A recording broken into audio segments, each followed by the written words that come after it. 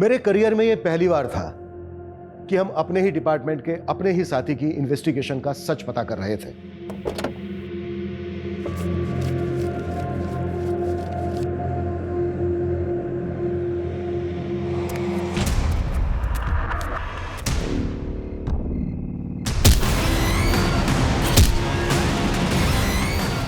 रात के अंधेरे में मौत का साया बनकर आता है वो।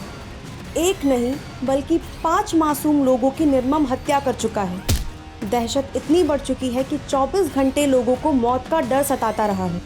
ये किधर है? पकड़ो इसको, पकड़ो पकड़ो पकड़ो इसको, पकड़ो इसको। जनता अपनी सुरक्षा का इंतजाम खुद करने को मजबूर है और इतनी डरी हुई है कि किसी निर्दोष इंसान की जान लेने से भी नहीं चूक रही। इस दहशत ने इस मौत के सौदागर को एक नया नाम दिया है, रिपर।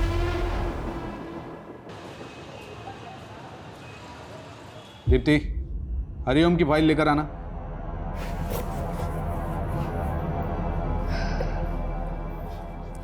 सर, मैंने ये केस पढ़ा है, क्लाइंट से बात भी की है। ये उतना बड़ा केस नहीं है, छोटा मोटा फ्रॉड का केस है। अच्छा सर, मैं आपके अंडर 2 साल से बहुत कुछ सीख रही हूँ।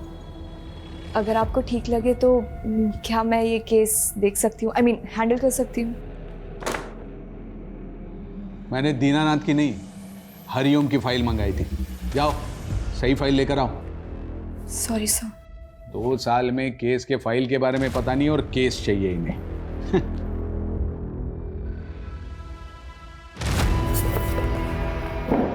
लॉ की पढ़ाई करना कोई काम ही नहीं है, बस टाइपिंग करना आना चाहिए तुम्हें, और क्या। इसी के तो पैसे कमा रही हूँ, है ना। मैं इस इंसान को ना मैं छोड़ूंगी नहीं। देखना, इसको अगर छोड़ दिया ना, मेरा भी नाम दीप्ति नहीं है। बताती हूँ मैं इसको। अरे दीप्ति बेटा, इतना गुस्सा लैपटॉप पे? गुस्सा ना पापा मैं अपने सीनियर्स पे निकालूंगी। दीनानाथ की फाइलें मंगवाई थी उसने, पर एंड मौके में मुझे नीचा दिखाने के लिए झूठ बोल दिया। 2 साल से पापा, 2 साल से असिस्टेंट के नाम पे टाइपिस्ट बना के रखा है मुझे। अरे बेटा, मैं तो कहती हूँ कि ऐसी नौकरी को लात मार दो। और वैसे भी शादी के बाद कौन सा तुम्हें नौकरी करना है? घर पे ही तो रहना है। मम्मा। हाँ, जैसे ये आपके साहबजादे पूरा दिन घर में पड़े पड़े मोबाइल से दुश्मनी निकालते हैं। अरे आप घूम फिर के हमारे पीछे क्यों पड़ जाते हैं? पापा, हमारे पास ना एक बहुत बढ़िया बिजनेस प्लान है, बस एक बार फाइनेंसर मिल जाए। कुल 5 लाख रुपए की जरूरत है। अरे एक ख्याली पुलाव से बाहर निकलो और कुछ काम धंधा करो, समझ में आया? आप लेकिन इसके साथ हमेशा ऐसे क्यों करते हैं? हाँ, जब देखो इसके पीछे पड़ जाते हैं। अरे बेटा, छोड़ना क्यों? कहीं और जाओगी तो फिर से शुरुआत करनी पड़ेगी, हैं? यहीं टिकी रहो, आखिर कुछ सीख ही रही हो ना। कुछ जा तो नहीं रहा है आपका? कितना सीखूंगी पापा, अब मुझे केस चाहिए। अरे केस भी मिलेगा, एक दिन इतना केस मिलेगा कि रातों रात तुम्हारा नाम होगा। जज, वकील, क्लाइंट सब तुम्हारे आगे पीछे होंगे। तब ना पापा, मैं सत्यनारायण को अपना असिस्टेंट बना के बहुत सुनाऊंगी। बिल्कुल सुनाना, मगर ये ऐसा उदास चेहरा अच्छा नहीं लगता है। एक बार फिर से मुस्कुरा दे मेरा बेटा। मेरा बेटा। मैडम जी, ये देखिए कितना प्यारा कलर है। एक मिनट मैडम। हेलो, अरे ज्ञान भाई साहब, नमस्कार। कैसे याद किया? ये बताने के लिए फोन किया था कि संडे हमें शोरूम चलना है। शोरूम? किस लिए?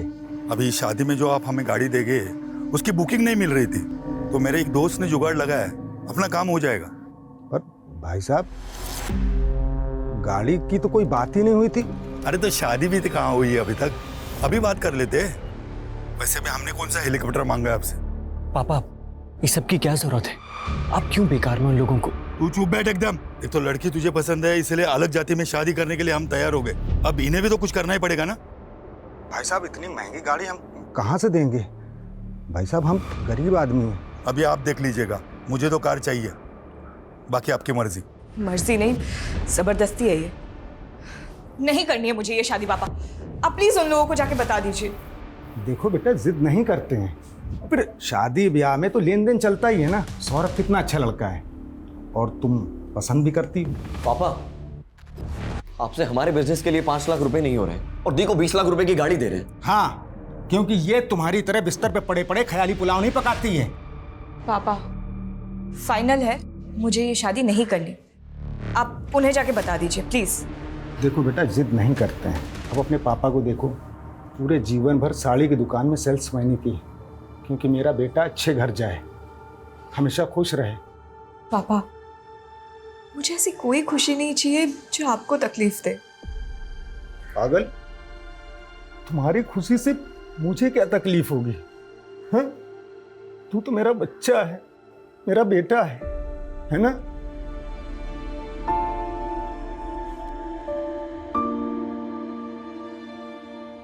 डॉक्टर 6 साल हो गए हमारी शादी को और 1 साल से तो आपके चक्कर काट रहे, फिर भी बच्चा नहीं हुआ। आप ट्रीटमेंट करवाइए और भगवान पे भरोसा रखिए, सब अच्छा होगा। और लोगों का क्या है, लोग तो बातें करते ही रहते हैं। बाहर वाले क्या, अब तो रिश्तेदार भी हमें ताना मारने लग गए। सब बोलते हैं कि सबको बच्चे हो रहे हैं, बस हमारा ही बच्चा नहीं हो रहा। हम जब मर जाएंगे तो हमारी चिता को आग लगाने वाला भी कोई नहीं होगा।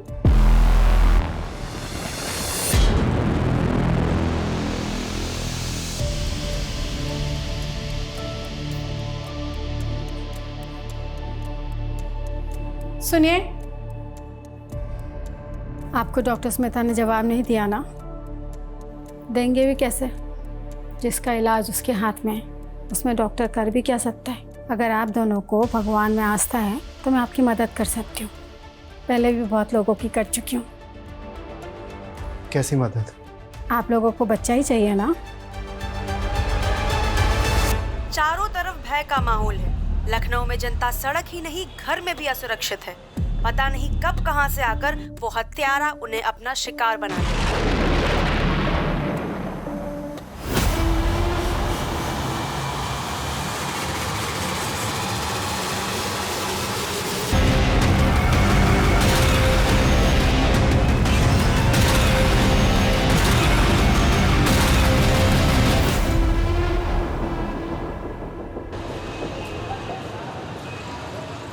सर, मेरे पापा कल दोपहर 2 बजे घर से निकले थे और अभी तक नहीं लौटे। उनका फ़ोन भी स्विच ऑफ है। हमने हमारे रिश्तेदारों से, उनके दोस्तों से, वो जहाँ काम करते हैं वहाँ भी हर जगह पता किया, पर वो कहीं नहीं मिले। मुझे उनके लिए बहुत डर लग रहा है सर। अभी तो 24 घंटे हुए नहीं है। आप एक काम कीजिए, 24 घंटे के बाद आइए। सर, मेरा नाम एडवोकेट दीप्ति वर्मा है। अगर आपके इस 24 घंटे की टाइमलाइन के चलते मेरे पापा को कुछ हुआ ना, तो याद रखिए आपको इसका जवाब कोर्ट में देना होगा। देखिए, 24 घंटे के पहले मिसिंग कंप्लेंट लेना बनता तो नहीं है, लेकिन फिर भी मैं लिख लेता हूँ।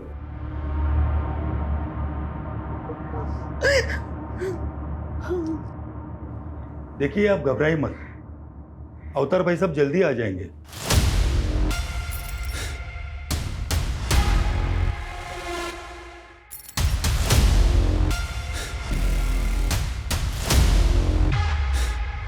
ये सब ना आपकी वजह से ही हुआ है।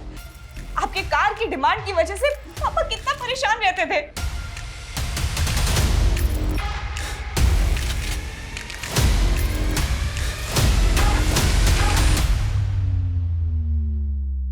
इस लड़के से शादी करना चाहता था, इसे बोलने की तमीज भी नहीं है। चल भाई साहब। अंकल, आप ठीक तो है ना? आप ठीक तो है? क्या हुआ? स्टॉप। तलाशी लो, पूरे घर की तलाशी लो। और पापा को क्या हुआ है? मैडम, रुक जाइए, आप शांति रखिए, आप सबको पता चल जाएगा।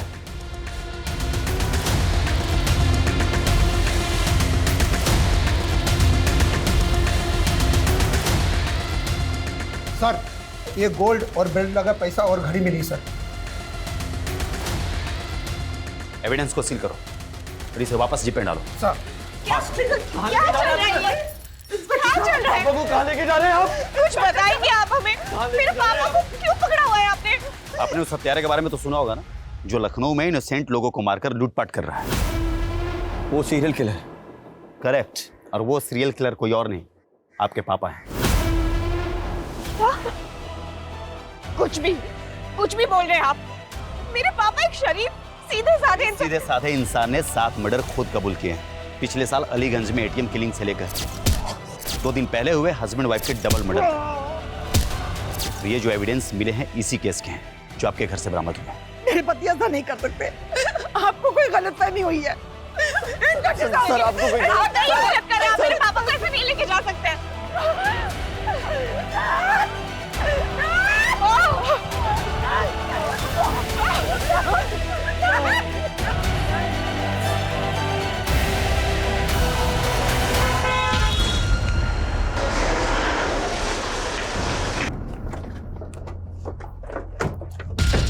ध्यान से देखिए, ये है वो दरिंदा जिसने 7 मासूम लोगों की हत्या की है। अब कुछ कहना चाहिए इन मर्डर्स के मामले में? क्या आपको कभी किसी पर तरस नहीं आया? जवाब दीजिए, कुछ तो जवाब देकर जाइए। अवतार जी, आपको जवाब देने का जवाब दीजिए। ध्यान से देखिए, सारी की दुकान में काम करने वाला इतना साधारण सा दिखने वाला आदमी 7 मासूम लोगों का हत्यारा है। मेरे पापा जो किसी से ऊंची आवाज में बात तक नहीं करते, आपने उन्हें सीरियल किलर बना दिया। बनाया नहीं है, उन्होंने अपना जुर्म खुद कबूल किया है और खुद सबूत भी बरामद करवाया है। कबूल नहीं किया, करवाया गया है, टॉर्चर करके। सब प्लीज आप। दीप्ति, मैंने ये केस बारीकी से पढ़ा है। सारे सबूत तुम्हारे पापा के खिलाफ है और उन्होंने कन्फेशन भी दिया है। कोई चांस नहीं है। सब मेरी बात सुनिए, ये पूरा केस ही झूठा है। यहाँ पुलिस फाउल प्ले का। मैं ये केस नहीं लड़ सकता, सॉरी। सब बट मेरी। मैडम जी, मैं समझ सकता हूं बड़ा मुश्किल है ये कि पुलिस को पिछले 1 साल से जिस सीरियल किलर की तलाश थी वो कोई और नहीं बल्कि आपके पापा हैं। नहीं है मेरे पापा किलर। मैं कोर्ट जाऊंगी और इस बात को साबित करूंगी, पर हार नहीं मानूंगी। जरूर जाइए दीप्ति जी, ये आपका हक है। पर एक बात याद रखिएगा, कोर्ट में भी ये बात साबित होगी कि 7 लोगों को मारने वाला कोई और नहीं बल्कि आपके पापा हैं।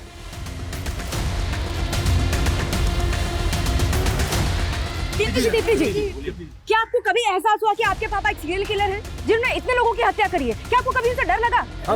दीप्ति जी, उन्होंने खुद अपना जुर्म कबूल किया है। कोई बड़ा वकील उनका केस नहीं लेगा। क्या करने वाली आप? क्या सोचा है कि आपने? क्या होगा आपका अगला मूव? बोलिए मैम, बोलिए। दीप्ति जी बोलिए। दीप्ति जी कुछ तो बताइए। जैसा कि आप देख रहे हैं, दीप्ति जी अभी तक इस केस में कुछ नहीं बोल रही हैं। कोई बड़ा वकील इनका केस नहीं लेगा। आगे क्या करने वाली है भी किसी को नहीं पता, पर हम आपको सारी अपडेट्स देते रहेंगे।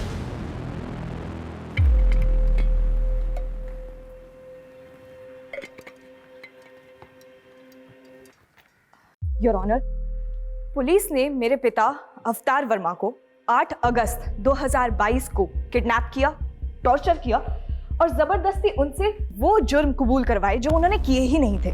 ऑब्जेक्शन माय लॉर्ड, ये बिना किसी पुख्ता सबूत के पुलिस पर इल्जाम लगा रही है, जैसे पुलिस कोई किडनैपिंग गैंग चला रही है। मिस दीप्ति, आपने अपने पिता की मिसिंग कंप्लेंट लिखवाई थी? ये है मेरे पिता की मिसिंग कंप्लेंट की कॉपी जो हमने लिखवाई थी। बावजूद इसके पुलिस ने हमें 2 दिन तक कुछ इन्फॉर्म नहीं किया। कैसे इन्फॉर्म करता योर ऑनर? अक्यूज ने 2 दिन तक मुंह ही नहीं खोला। कौन है, कहाँ रहता है, क्या करता है? 2 दिन तक वो मेरे पिता से उनका नाम, पता, ये सब जानने के लिए उन्हें टॉर्चर करते रहे। जब पुलिस मेरे पिता को घर पे लेके आई थी तो उनकी क्या हालत थी? वो अपने पैरों पे चल भी नहीं पा रहे थे। कौन है आपका गवाह? माय लॉर्ड, मैं कोर्ट को उनकी लिस्ट दूंगी, पेशी करवाऊंगी उनकी। दीप्ति जी, कोर्ट में मनगढ़ंत कहानियां नहीं, सबूत चलते हैं जो अवतार वर्मा के खिलाफ पुलिस के पास है और जो कोर्ट में पेश किए गए हैं। कौन से सबूत? वो गोल्ड क्यूब, घड़ी, पैसे जिसमें खून लगा हुआ था, जो खुद पुलिस ने हमारे घर पे प्लांट किया है, क्योंकि ऑनेस्टली ना उनके पास फॉरेंसिक टीम थी और ना ही सर्च वारंट। सर, वारंट और फॉरेंसिक रिपोर्ट के लिए हमने बोला था, लेकिन उसमें लेट होने वाला था। हमें एविडेंस को सिक्योर करने थे और डर था कि एविडेंस के साथ छेड़छाड़ की जा सकती है। अच्छा, इसीलिए उनको पूरे परिवार को हॉल में बंधक बनाना पड़ा और पुलिस खुद बेडरूम में जाके सबूत लेके भी आ गई। एविडेंस कलेक्शन की कोई रिकॉर्डिंग नहीं की गई। सर, रिकॉर्डिंग भी की है और कोर्ट में सबमिट भी किया है। आई ऑब्जेक्ट योर ऑनर, यहाँ जिस रिकॉर्डिंग की बात हो रही है वो पुलिस ने खुद की है, किसी ऑथराइज्ड वीडियोग्राफर के थ्रू नहीं हुई है। वाह दीप्ति जी वाह, कभी आप कहती है कि रिकॉर्डिंग हुई नहीं है, फिर आप कहती है कि पुलिस ने रिकॉर्डिंग कर ली है, ऑथराइज वीडियोग्राफर ने रिकॉर्डिंग नहीं की। आपका ऑब्जेक्शन किस बात पे है? वीडियो की क्वालिटी पे? ये अच्छा नहीं दिख रहा है। दीप्ति जी, अगर हम मान भी ले कि आपके पिता इनोसेंट हैं, फिर भी पुलिस के पास क्या कारण है कि वो उन्हें झूठे केस में फंसाएगी? अपने रेपुटेशन को बचाने के लिए हम सबको पता है पिछले 1 साल से पुलिस किलर को नहीं पकड़ पाई है। फिर अचानक एक दिन उन्होंने मेरे पापा को पकड़ा और जेल में डाल दिया, जबकि एक्चुअली सीरियल किलर अभी तक बाहर घूम रहा है। 7 लोगों का मर्डर हुआ है। सच का जानना जरूरी है, जो पुलिस इन्वेस्टिगेशन में सामने नहीं आ पाया है। ये कोर्ट ऑर्डर देती है कि इस केस की जांच क्राइम ब्रांच से करवाई जाए, ताकि सच जनता के सामने आ सके। Court dismissed. पुलिस की साख जो पहले से दांव पर थी, कोर्ट के फैसले से उसे बड़ा झटका लगा है। सीरियल किलर केस जांच में गड़बड़ी के आरोप के बाद केस क्राइम ब्रांच को सौंप दिया गया है, इस उम्मीद के साथ कि सच सामने आएगा। जो किलर पिछले 1 साल से पूरे शहर के लिए खौफ बना हुआ था, पुलिस की नींद उड़ाई हुई थी, किशन और अनीता के मर्डर के 2 घंटे बाद ही इतनी आसानी से उसको अरेस्ट कर लिया तुमने। कैसे? आसानी से नहीं सर, पिछले 1 साल से दिन रात एक कर रखा था हमने। फिर उस दिन जब मुझे डबल मर्डर की खबर मिली, मैं फौरन क्राइम सीन के लिए निकला। रास्ते में मुझे अवतार दिखाई दिया, बहुत ही अजीब बिहेव कर रहा था वो। गाड़ी रोक, गाड़ी रोक, गाड़ी रोक।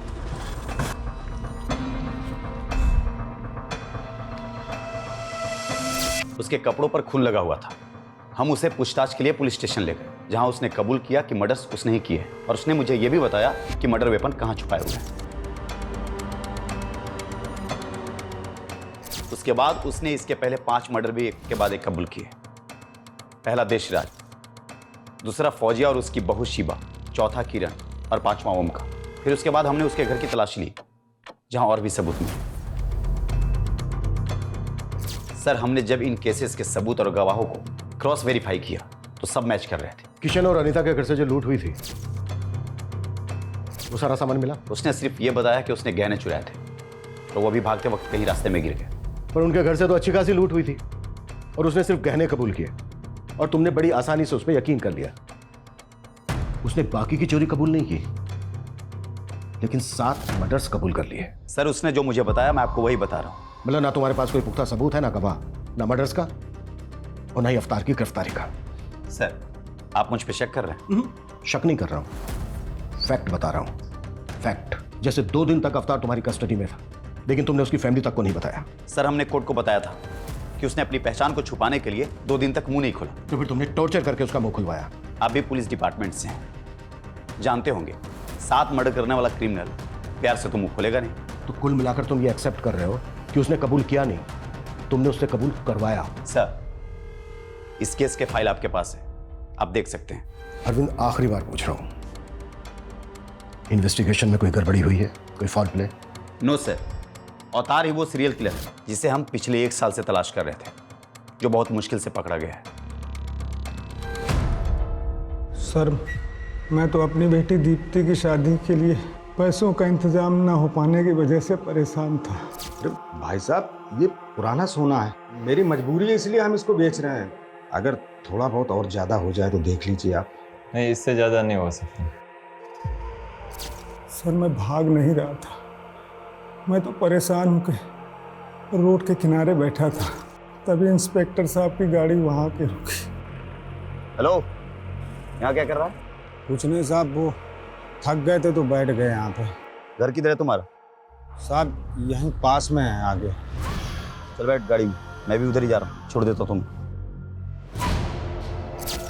पीआई अरविंद का कहना है कि जब उन्होंने आपको पकड़ा तो आपके कपड़ों पर खून लगा था। किशन और अनीता के खून से सने वो कपड़े उन्होंने हमें दिए हैं, तो फिर वो खून कहाँ से आया? सर, ये तो हमें नहीं मालूम सर। वो मुझे पकड़ के थाने ले गए और वहाँ उन्होंने हमारे सारे कपड़े उतरवा दिए, और साहब 2 दिन तक हमारे साथ मारपीट करते रहे। बोले कि मैं जो कहता हूँ वो कबूल करो। चल, पैंट खोल। अरे साहब,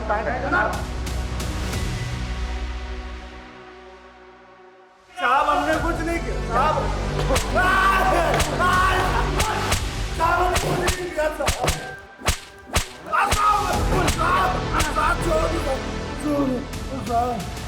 अबे कबूल कर ले, वरना यहाँ से जिंदा नहीं जाता। अगर मैं कबूल नहीं करता तो सच में वो मुझे जान से मार देते साहब। किशन और अनीता के मर्डर के अलावा आपने 5 और मर्डर कन्फेस किए। ये तो मुझे पता भी नहीं था साहब। वो जहाँ बोलते गए मैं साइन करता गया। मुझे नहीं पता था कि वो मुझे सीरियल किलर बना देंगे साहब। और फिर वहाँ से वो मुझे मेरे घर ले गए। अंदर से वो घड़ी, सोना और रुपए निकाल के लाए और साहब मुझे झूठे केस में फंसा दिया। लेकिन वैसे क्यों फंसाएंगे? उनकी कोई दुश्मनी है आपके साथ? साहब मेरी किसी से दुश्मनी क्यों होगी? मैं तो एक साड़ी की दुकान में मामूली सा सेल्समैन हूँ। मैंने जीवन में कभी चूहे नहीं मारे और मैं 7 खून क्यों करूँगा साहब? मैं क्यों करूँगा 7 खून?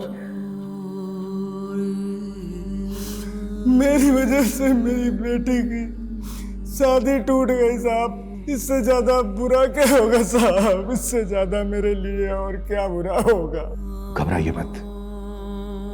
अगर आप सचमुच निर्दोष हैं, कुछ नहीं होगा आपके साथ। हम बारीकी से जांच करेंगे। एक तरफ तुम कह रही हो कि तुमने ठीक से कुछ देखा नहीं, अंधेरा था, ऐसा था, वैसा था। इसके बावजूद तुमने पुलिस को बयान दे दिया कि तुमने अवतार को किरण का मर्डर करके उसके घर से भागते हुए देखा। क्यों? सर मैंने उसे मर्डर करते हुए नहीं देखा था, मैंने बस किसी को भागते हुए देखा था। और ये बात मैंने जब किरण का मर्डर हुआ तो पुलिस को बताई थी। उन्होंने मुझे एक फ़ोटो दिखाई और बताया कि तुमने जिस आदमी को देखा वो यही था। मुझे लगा अच्छा है पकड़ा गया। तुमने अपने भाई के किलर को देखा था? जी सर। ये वो हो सकता है सर, क्योंकि उस दिन मैं दुकान बंद कर रहा था और भैया गलियों में आगे निकल गए थे और जैसे मैंने उनकी चीखें सुनी, पीछे मुड़ के देखा तो एक आदमी भागता हुआ जा रहा था। भैया भैया क्या हुआ भैया?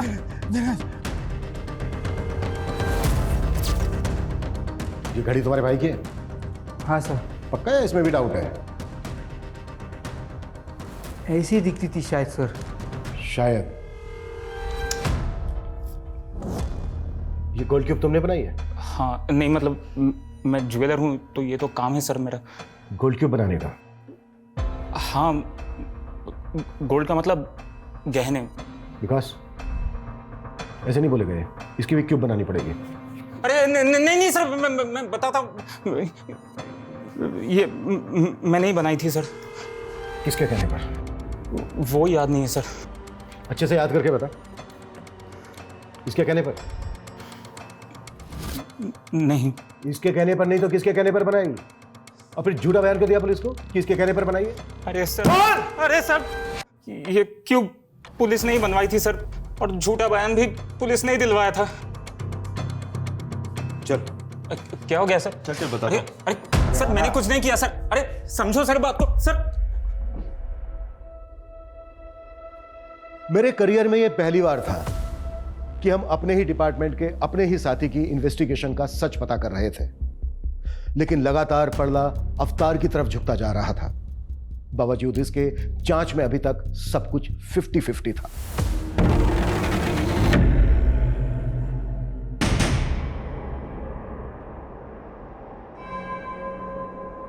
किशन, अनीता के मर्डर केस की इंफॉर्मेशन तुम्हें किसने दी? ऑफिशियल या फिर कोई पर्सनल सोर्स था? उससे क्या फर्क पड़ता है? बताता हूं।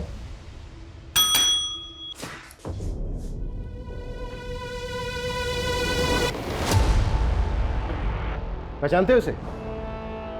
Mithilesh Kumar, police driver. इसने पुलिस को इन्फॉर्म करने के बजाय अपने पर्सनल नंबर से तुम्हारे पर्सनल नंबर पर कॉल करके मर्डर की इन्फॉर्मेशन दी। मिथिलेश कुमार उर्फ तुम्हारा ड्राइवर, मिथिलेश कुमार उर्फ विक्टिम अनीता का मुंह बोला भाई।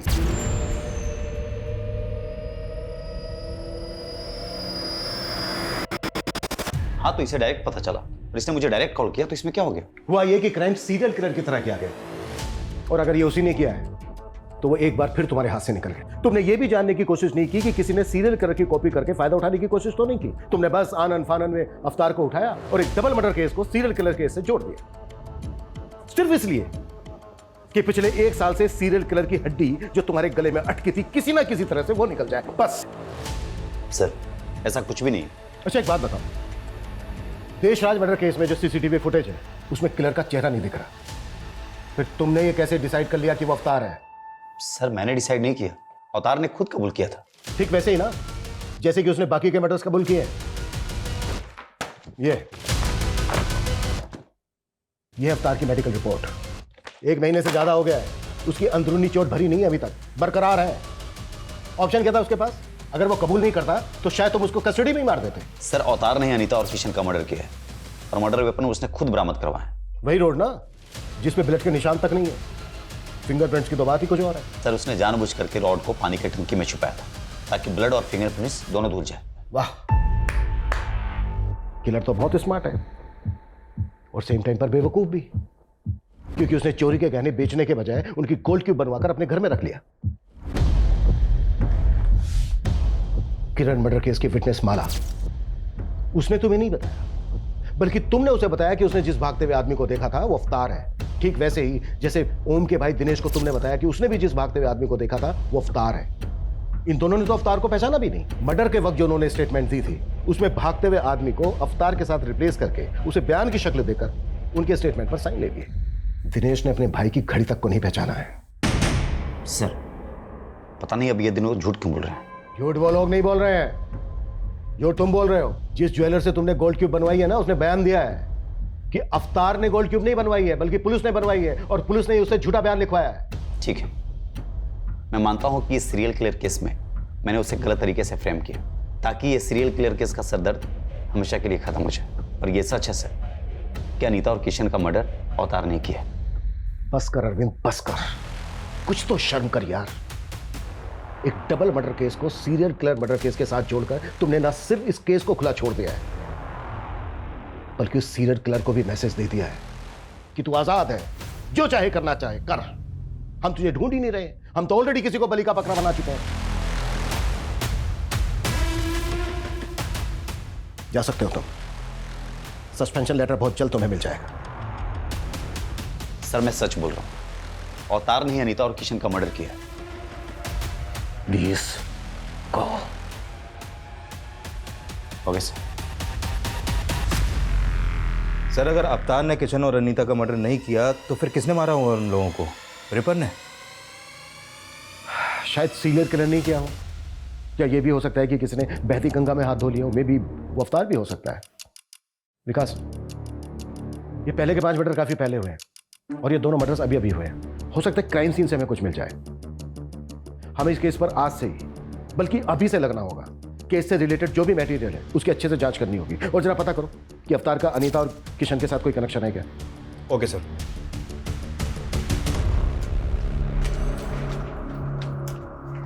गर्मा गर्म पकौड़े। ओह वाह। नो, हाथ गंदे है ना, पहले हाथ धो लो।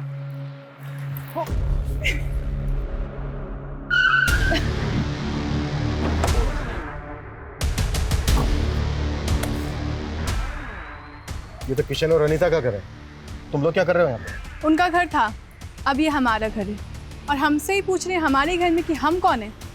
आप लोग कौन है? Police, crime branch. सर मैं शुभम मिश्रा हूँ और ये मेरी बीवी माधुरी, और मैं किशन का छोटा सगा भाई हूँ। भाई हो तो तुम्हारा अपना भी तो घर होगा, यहाँ क्या कर रहे हो? सर हम रेंट पर रहते थे तो भैया भाभी के मर्डर के बाद ये घर खाली हो गया, और वैसे भी कुछ टाइम पहले तक हम यहीं रहते थे। तो फिर यहाँ से खाली करके गए क्या?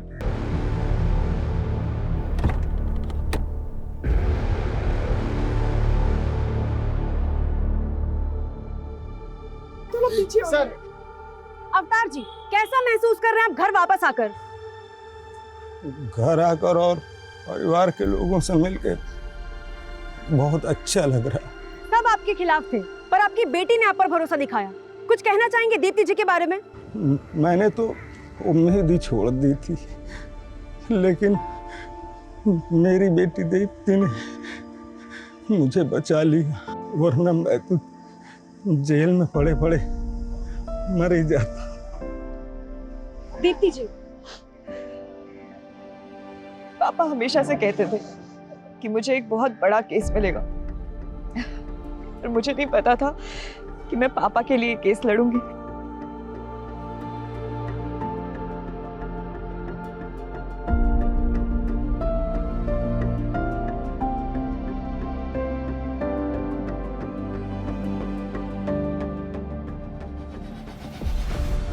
चुप हो जा बेटा, सारी जिंदगी तेरे पापा ने तेरे लिए संघर्ष किया, लेकिन आज आज तूने उनका कर्ज चुका दिया बेटा। नहीं माँ, मैं मर भी जाऊं ना तो पापा का कर्ज कभी नहीं चुका सकते।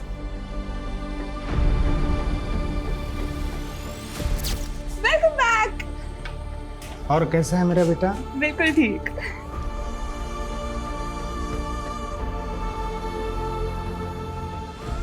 आज आने में आपने कुछ ज्यादा देर नहीं कर दिया? हाँ, कुछ आज एक्स्ट्रा काम था इसलिए थोड़ा लेट हो गया। वैसे पापा, सैटरडे संडे को आपको ऐसा क्या काम होता है? बेटा वही काम बेटा जिससे कुछ एक्स्ट्रा पैसे आ सके, ताकि हम आपको एक बड़ा वकील बना सकें। सर, ये किशन का भाई शुभम और उसकी पत्नी कुछ टेढ़ी खीर नहीं लग रहा है? टेढ़ी खीर तो है। इन दोनों पति पत्नी के बारे में पता करो। Okay sir. एक बात मुझे बहुत परेशान कर रही है। क्या सर? अगर अवतार सीरियल किलर नहीं है तो इसका मतलब यह है कि सीरियल किलर अभी भी आजाद घूम रहा है और वो किसी और को भी अपना अगला शिकार बना सकता है।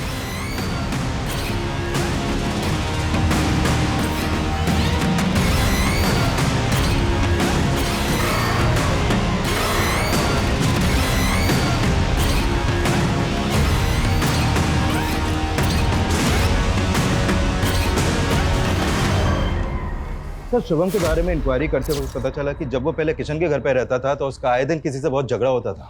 लेकिन किशन और अनीता तो दुबई में रहते थे, तो फिर झगड़ा किसके साथ होता था? उसी से, जो शुरू से इस केस में कुछ ज्यादा इंटरेस्ट ले रहा है। मिथिलेश सर, मेरा कोई पर्सनल इंटरेस्ट नहीं था। वो तो पिछली बार दीदी जब राखी पर इंडिया आई थी तो उन्होंने बोला था मुझे। अरे राणा बेटा इधर आओ, देखो मैं तुम्हारे लिए क्या लेकर आया। थैंक यू ताऊ जी। एक मिनट, ये गिफ्ट तुम्हारी है? हाँ। नहीं तो भैया, जब हम दुबई में हो ना तो आप यहाँ पर चक्कर लगाते रहा करो। अरे शुभम रह तो रहा है यहाँ पर। यही तो दिक्कत है कि वो रह रहा है। मुझे तो डर लग रहा है कि हमारे जाने के बाद वो इस घर पे कब्जा कर लेगा। अनीता के फ्रिज में चिकन था, ये पता है तुम्हें? हाँ सर, वो मेरे सामने ही सीज किया था उन्होंने। फॉरेंसिक की रिपोर्ट में आया कि उस चिकन में जहर मिला था, चूहे मारने की दवाई। और तुम और अरविंद तो अवतार को सीरियल किलर बनाने पर तुले हुए थे। आई एम श्योर वो रिपोर्ट किसने देखी तक नहीं होगी। लेकिन सर, वो चिकन तो दीदी जीजाजी ने नहीं खाया था। ये तुम्हें कैसे पता? क्योंकि उसी रात दीदी ने मुझे फोन कर चिकन खाने के लिए बुलाया था। व्हाट? अनीता तुम्हें जहर देकर मारना चाहती थी? हो सकता है सर दीदी को पता ही ना हो कि चिकन में जहर है, क्योंकि वो चिकन दीदी ने नहीं बनाया था। फिर देकर गया था। कौन देकर गया था? सर आप किसकी बात सुन रहे हैं? मुझे तो लगता है कि इसी ने मेरे भैया और भाभी को मारा है और अब मुझे जेल भिजवाकर इस घर पर कब्जा करना चाहता है। मतलब? दीदी इतनी परेशान हो तो मेरे बच्चे को गोद ले लो। सर ऐसा तो मैंने दीदी का दिल रखने के लिए कहा था। ऐसे कोई किसी को अपना बच्चा देता है क्या? आप इससे पूछिए ना, ये जहरीला चिकन क्यों लेकर आया था? सर वो चिकन हमने भी खाया था, लेकिन हम तो नहीं मरे ना। वो तो मुझे माधुरी ने बोला था कि जाकर भैया भाभी को दे दो। मेरी मत मारी गई थी जो मैं उन्हें देने के लिए चला गया। तो ये सारी की सारी प्लानिंग तुम्हारी थी? सही मैंने अपने बच्चे के लिए किया था। मुझे लगा था कि उनके ना तो बच्चे हैं और ना होंगे, और कल को ये घर मेरे बेटे को मिल जाएगा। लेकिन फिर वो अपने बच्चे के लिए इलाज करवाना शुरू कर दिया वो लोग ने। माधुरी तुमने क्या किया? बंद करो ये ड्रामा, लेके चलो दोनों को, वहां खबर लेते हैं इनकी। सर आप मेरी बात सुनिए। और तो ये मत सोचना कि तू बच गया है। सीरियल किलर की एक एक डिटेल पता थी तुझे। किशन और अनीता का मर्डर बिल्कुल वैसा ही हुआ है। मैंने ऐसा कुछ भी नहीं किया सर। अगर किया है तो सोच ले, नौकरी तो जाएगी जाएगी, अंदर भी जाएगा, वो भी लंबा। सर, अगर वाकई में अनीता और किशन के डबल मर्डर्स में इनका हाथ हुआ तो हमारी मुश्किलें और भी बढ़ने वाली हैं, क्योंकि वो सीरियल किलर यानी कि रिपर। सर, शुभम और माधुरी के पास मर्डर का मोटिव है और उस रात की इनकी एक्टिविटी से भी लग रहा है कि ये लोग मर्डर कर सकते हैं, लेकिन अभी तक इस बात पर अड़े हुए हैं कि इनका इस मर्डर में कोई हाथ नहीं है। शुभम और माधुरी तो सस्पेक्ट हैं, लेकिन हमें मिथिलेश को भी ध्यान में रखना होगा। एक बात मेरी समझ में नहीं आ रही है कि उन्होंने एक रैंडम आदमी अवतार को ही क्यों अरेस्ट किया? सर, अवतार के बारे में कुछ और भी बातें पता चली हैं। ये बात सही है कि एक सिंपल सा आदमी है, साड़ी की दुकान में एक सेल्समैन है, लेकिन सर इसके अलावा ये 7-8 साल पहले थिएटर भी करता था। एक्टिंग का शौक था इसे। सैटरडे संडे इसके शो भी होते थे, लेकिन सर ये एक्टिंग में कुछ खास अच्छा नहीं था, इसलिए एक्स्ट्रा अर्निंग के लिए मेकअप आर्टिस्ट बन गया। इसके थिएटर के दोस्तों का कहना है कि मेकअप बहुत अच्छा करता था, कोई भी गेटअप ले सकता था, अलग अलग भेष बदलने में माहिर था ये।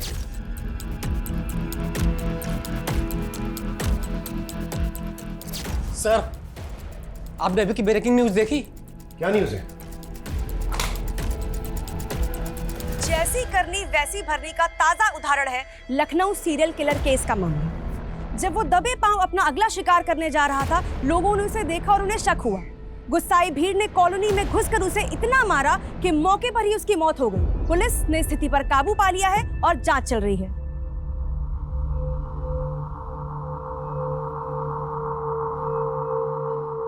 सर ये तो बच्चा है, माइनर है। इसकी हालत देख के लगता नहीं है कि ये किसी बच्चे को भी कंट्रोल कर सकता है। सर मुझे लगता है कि भीड़ ने गुस्से में आके फिर एक बच्चे की जान ले ली। सिचुएशन को कंट्रोल करना पड़ेगा। इस रिपर ने पूरे शहर को पैनिक कर दिया है। लोग इतने डरे हुए हैं कि किसी की भी जान लेने पर उतार हुए हैं। Excuse me sir. Hello sir, Anita और किशन के कॉल रिकॉर्ड आ गए हैं। उनके कॉल रिकॉर्ड में किसी बाबा का नंबर तो नहीं मिला है, लेकिन एक नंबर है जिस पर मर्डर वाले दिन किशन ने कई बार कॉल किए हैं और लास्ट कॉल रात 11 बजे के आसपास हुई है। कौन है वो? राधा। सर ये उसी क्लिनिक में नर्स है जहाँ पर किशन अनीता का इलाज करवा रहा था। सर इस राधा के टच में एक बाबा भी है और इनके कॉल रिकॉर्ड के अकॉर्डिंग मर्डर वाली रात इन दोनों की लोकेशन किशन के घर के आसपास की थी। दोनों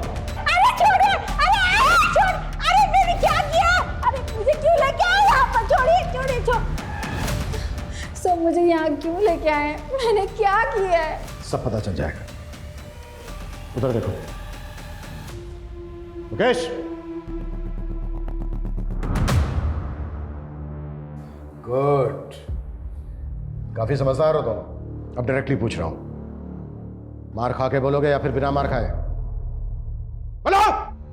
सर, अनीता और किशन मुझे क्लिनिक में मिले थे। अगर आप दोनों को भगवान में आस्था है तो मैं आपकी मदद कर सकती हूँ। कैसी मदद? सर क्लिनिक ऐसी जगह थी जहाँ पर लोग बच्चे के लिए कितना भी पैसा लुटाने के लिए तैयार होते थे। मैं उन्हें बाबा की पट्टी पढ़ाती थी और फिर हम मिलकर उनको पूजा पाठ के नाम पर पैसे निकलवाने की कोशिश करते थे। पापा बच्चे को देखने और माँ सुनने के लिए मेरे कान तरस गए हैं। हमारे पास सब कुछ है, लेकिन वो किस काम का जब औलाद ही नहीं है। औलाद हो जाएगी, पर उसके लिए पूजा करनी होगी, वो भी पूरी श्रद्धा के साथ। मैं करूंगी बाबा। ऐसी पूजा से हम 50,000 तक निकला लेते थे। जब वो दोनों पैसे देने के लिए तैयार थे तो फिर उन दोनों को मारा क्यों? हमने उन्हें नहीं मारा सर। ड्रामा मत करो, क्योंकि ये पता चल चुका है हमें, तुम दोनों गए थे वहां पर। हम वहां पर सिर्फ पूजा करने के लिए गए थे सर। हमारे पहुंचने से पहले वहां पर कांड हो चुका था। हमें यहाँ से फौरन जाना चाहिए वरना बुरा फंस जाएगा। पागल हो यो, जो होना था वो तो हो चुका है, हम खाली हाथ क्यों जाएं?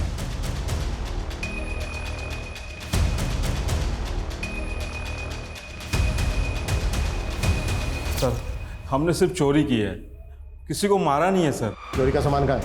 सर हमारे पास है, हम दे देंगे, हम सब दे देंगे सर। पता ही ज़्यादा कीमती है, लेकिन चोरी की है ना, 8 से 10 लाख रुपए मिलेंगे। चाहिए तो बोलो, नहीं तो रुको।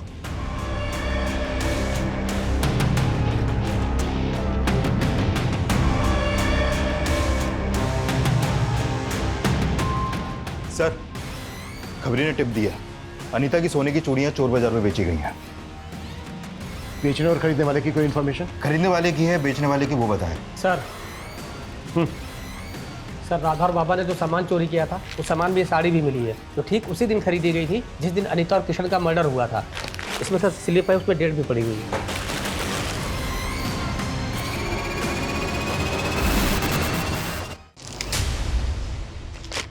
हाँ सर, ये साड़ी हमारी दुकान से खरीदी गई है, लेकिन इसका फॉल लगाने के बाद घर भेजनी थी, इसलिए उस दिन दुकान बंद होने के बाद हमने भेजी थी। दुकान कब बंद होती है आपकी? दुकान 9 बजे बंद हो जाती है साहब, लेकिन सब समेटते समेटते 10 बज जाते हैं। इस साड़ी को देने कौन गया था?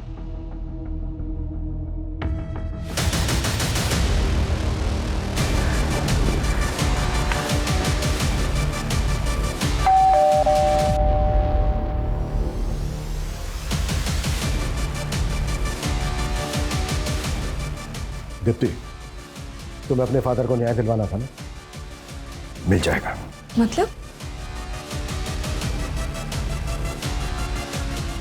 मतलब ये खुद बताएंगे।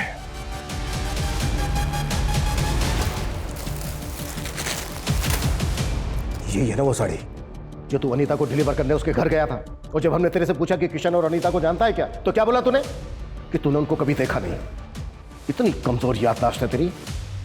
देखिए आप मुझे फंसा रहे हैं। मैं मीडिया में जाके बोलूंगा कि आप लोग मुझे जबरदस्ती। अभी बाहर मीडिया से जाकर मैंने बोल दिया ना कि ये सारी की सारी प्लानिंग तेरी बेटी की थी। तो जितना टाइम लगा है ना उसे अपना नाम बनाने में, उससे कहीं कम टाइम लगेगा उसका नाम खत्म होने में। अब बोल, अकेले जेल जाएगा या फिर अपनी बेटी के साथ? दीप्ति, दीप्ति मेरी बेटी मेरी जान है। उसके लिए एक बड़े घर का रिश्ता आया तो मुझे लगा कि मेरी बेटी बड़े घर जाएगी तो जीवन भर खुश रहेगी, पर उन्होंने शादी में 20 लाख की कार मांग दी। मैं बहुत परेशान था, कुछ समझ में नहीं आ रहा था। फिर सेठ जी ने ये साड़ी डिलीवर करने के लिए दी और मैं सोचते सोचते कब वहाँ पहुँच गया। मैडम जी, ये आपकी साड़ी एक बार ठीक से चेक कर लीजिए। तभी मेरी नज़र उन गहनों में पड़ी। उसके गहने मेरे दिमाग में घूमते रहे कि अगर ये गहने मुझे मिल जाएंगे, मेरी बेटी की शादी अच्छी से धूमधाम से हो जाएगी। सीरियल किलर के बारे में टीवी में देखा था, तो ठीक उसी तरह मैंने उन दोनों का मर्डर कर दिया। मैंने उन्हें मारकर उनके सारे गहने ले लिए थे, पर मैं इतना डर गया था, डर के मारे इधर उधर भटक रहा था और तभी वहाँ पुलिस की गाड़ी आ गई। तू एक आम आदमी है, इतना बड़ा क्राइम करके तूने पुलिस को बेवकूफ़ बनाया, कैसे? सर, मेरी बेटी वकील है और उससे केस के बारे में बातचीत होती रहती थी, तो मुझे समझ में आ गया था कि पुलिस को कैसे घुमाना है। घुमाया तो बहुत तूने, लेकिन अब तेरी बारी है। देशराज, फौजिया, शिवा, किरण, ओम के मर्डर करने में तूने अपने मेकअप आर्टिस्ट होने का फायदा उठाया। चेहरा बदल बदल के मर्डर किए तूने, ताकि कोई देखे भी तो बाद में पहचान ना पाए। साहब, मैं मेकअप आर्टिस्ट था, पर मैंने ऐसा कुछ नहीं किया जो इल्ज़ाम आप मुझ पे लगा रहे हैं। पहले उन लोगों ने मार पीट करके सीरियल किलर बनाया और अब आप भी वही कर रहे हैं। साहब, मैं मानता हूं कि मैंने अनीता और किशन को मारा है, बाकी मैंने किसी को नहीं मारा है। मैं सच बोल रहा हूं साहब। किशन और अनीता के मर्डर्स अवतार वर्मा ने कबूल कर लिए हैं, इसके पुख्ता सबूत भी है हमारे पास। पर बाकी के 5 मर्डर्स वो हमेशा की तरह डिनाई करता रहा। हालांकि हमने बहुत कोशिश की, पर साबित करना हमारे लिए आसान नहीं था। इसके बावजूद हम आज भी पूरी कोशिश कर रहे हैं उन केसेस को सोल्व करने की। जय हिंद।